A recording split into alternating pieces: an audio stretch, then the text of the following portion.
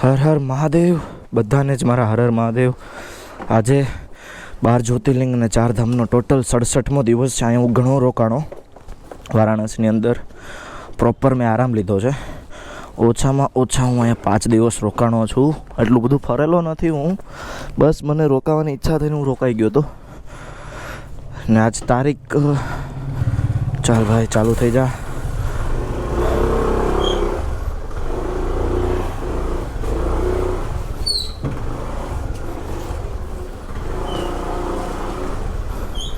निकली जा निकली जा निकली जा. हर हर महादेव. चलो भैया, हर हर Mahadev. Thank you thank you thank you.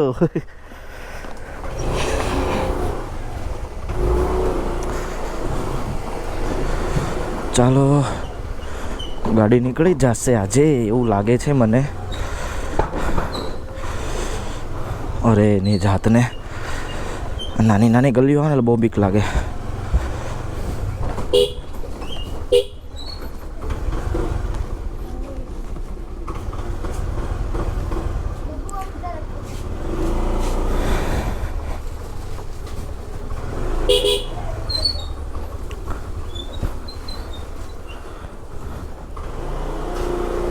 આજે થોડાક રોડ જોઈ લીધા છે એટલે મને ખબર છે ક્યાંથી કાઢવી ક્યાંથી નહીં.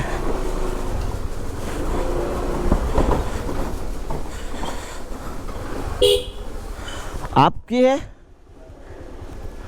निकलेगी नहीं मेरी गाड़ी, सामान ज़्यादा है ना.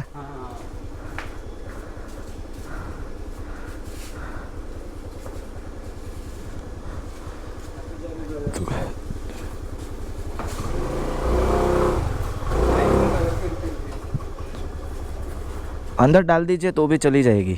हाँ बस જોયું કેટલી મહેનત. अब निकल जाएगी. थैंक यू, खूब खूब धन्यवाद, खूब खूब आभार, खूब खूब धन्यवाद. एक बार बाहर निकल जाए बस.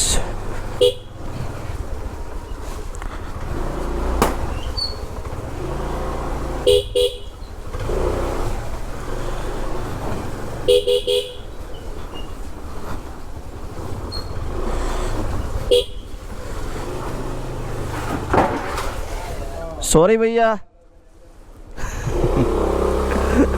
मैं कुछ ना कुछ गिरा ही रहा हूँ गाड़ी डालने में और निकालने में.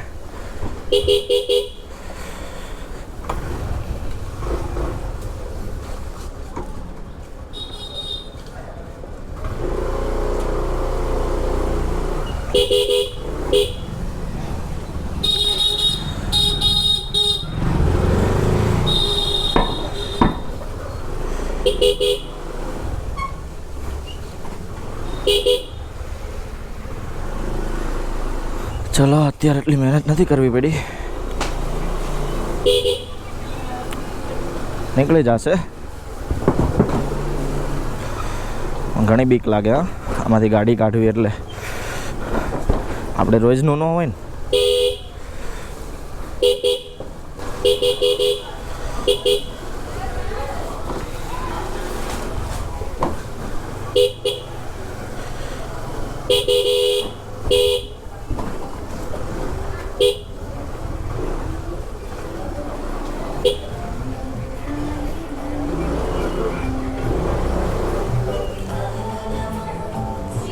हाँ निकली गई. हर हर महादेव. હવે જ્યાંથી ફેરવવાની છે ત્યાંથી ફેરવી લઈશ બસ. सब साथ में लेके चल रहा हूँ.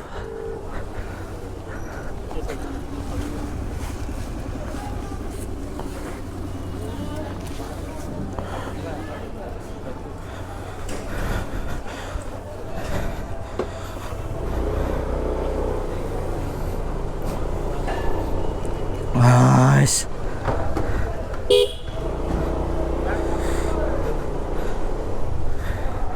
પાંચ દિવસ પછી હું ગાડી નડું છું. લાગે ના જેવું થાય, અનકમ્ફર્ટેબલ લાગે થોડીક વાર. ડેઈલી ચલાવી નથી ને હમણાં એટલે ગાડી ડગે આખી. એમ જા ઓલરેડી વજન એટલો છે ને, હવે છે ને ગાડી સર્વિસ માગે છે.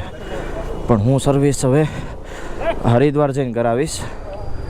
કારણ કે ત્યાંથી પછી કેદારનાથની બધું થઈ જાય. હરિદ્વાર હવે અહીંથી જાજુ નથી, 1000 કિલોમીટર છે પ્રોપર નહીં, અપ્રોક્સલી 900 હશે અથવા તો 800 હશે, વધારે નહીં હોય.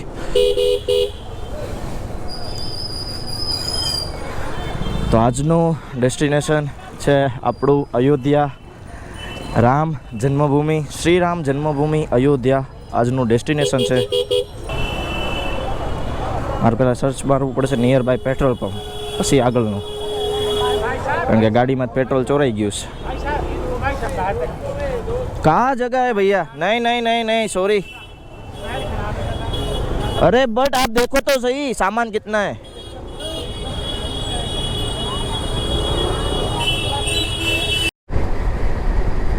હા એવું ફિલિંગ આવે ને એની વાત જ દો પૂછો. બનારસની જે ગલીઓ હતી ને ક્યારેય ન ભૂલાય. બનારસની અંદર 5 વસ્તુ ફેમસ, એમાં પહેલા નંબરે છે ને બનારસની ગલી આવે, અને એમાંથી ગાડી કાઢવી એટલે મુસીબતનો પાર નહીં. તો બી અત્યારે મને રસ્તા ખબર હતા એટલે એટલો પ્રોબ્લેમ ન આવ્યો, પણ જ્યારે મેં એન્ટ્રી લીધી હતી ને બનારસની ગલીની અંદર ત્યારે તો કેટલાય ખેલ કર્યા.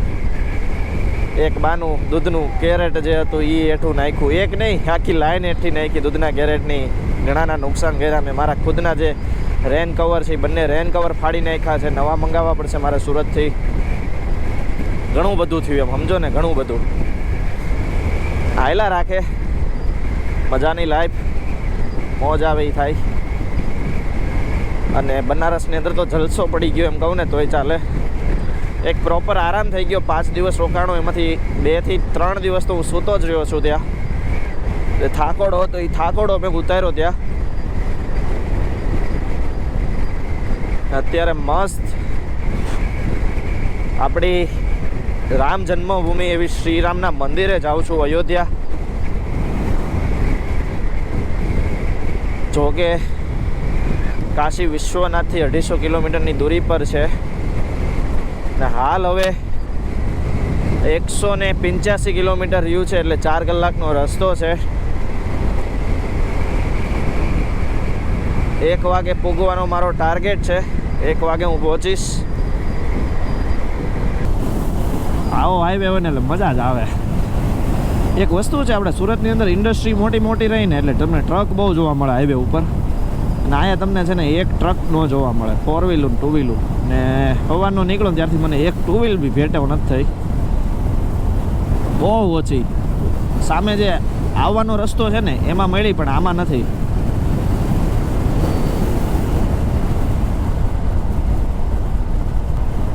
આવો રોડ હોય એટલે જો 85, પણ આ 85 બતાવે ને ગાડી 80ની અંદર હાલે છો. મારા કાંટો થોડો ખોટો છે, 10ની સ્પીડ વધારે બતાવે છે.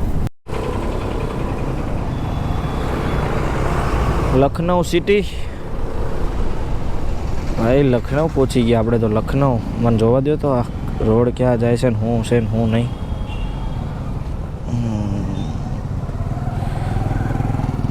ઓકે, હવે આ બાજુ ફરવાનું. 70 કિલોમીટર જ રહ્યું. શું વાત છે, સારું ને. ટાઈપની ગાડી હાલતી હોય ને ત્યારે વધારે મજા આવે. એનું રીઝન એ જ હોય કે હવે છે ને એમ હેબિટ થઈ ગઈ છે ગાડી ચલાવવાની, એટલે 250 કિલોમીટર છે ને 4 કલાકમાં કપાઈ જાય. તો અહીંયાથી અયોધ્યા ધામ, અયોધ્યા સિટી તો 10 કિલોમીટર જ રહી છે, અને અયોધ્યા ધામ 20 કિલોમીટર. સારું એવું હું વહેલો પહોંચી ગયો છું. અહીંયાનું તો દર્શન કરવાના છે રામ મંદિરના અને મેન હનુમાનગઢી. બસ આ 2 જ જગ્યાએ હું જવાનો છું. વધારે કાંઈ મેં અહીંયા વિચાર્યું નથી એટલું બધું. કાલે હરિદ્વાર પહોંચવાનું છે, કારણ કે સુરતથી મારું ફ્રેન્ડ સર્કલ આવે છે. મેં સાથે 4 ધામ કરવાના છે, જે નાના 4 ધામ છે એ. હવે થોડીક જો ટ્રાફિક દેખાય છે. યુપી, ભાઈ યુપીમાં તો કાંઈ ન કહેવું પડે. યુપીમાં બધા જ ભગવાને અહીંયા શું કહેવાય જન્મ લીધો હોય ને એવું લાગે. શંકર ભગવાનની નગરી તો કે યુપીમાં, રામ ભગવાનની નગરી તો કે યુપીમાં, કૃષ્ણ ભગવાનનો જન્મ તો કે યુપીમાં.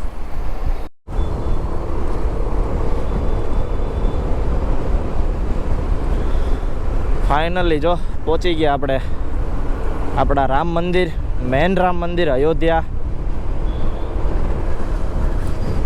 અહીંયા પહોંચીને ખરેખર ખુશી મળે.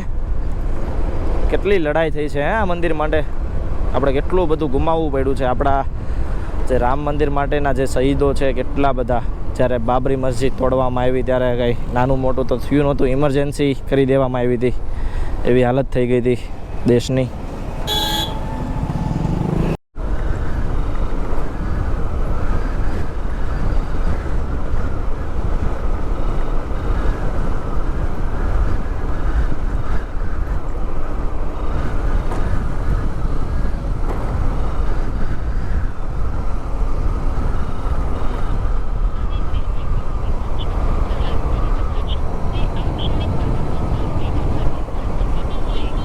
રામ મંદિર પહોંચી ગયો છું, અયોધ્યાનું રામ મંદિર. વિશ્વાસ ન આવે હે ને, અહીંયા સુધી પહોંચી ગયો હું. છે કઈ બાજુ? ચલો રામ મંદિર કઈ જગ્યાએ હોય તો કેમ ખબર પડે? પહેલાં તો છે ને ઠંડુ પાણી કે કંઈક પીવું જોઈએ, અથવા તો લીંબુ શરબત. ચલો અહીંયા રહ્યું આપણું રામ મંદિર. ત્યાં બી જઈશું, આપણે દર્શન કરશું રામ ભગવાનના. ટ્રાફિક તો જો ઘણી ટ્રાફિક છે. શું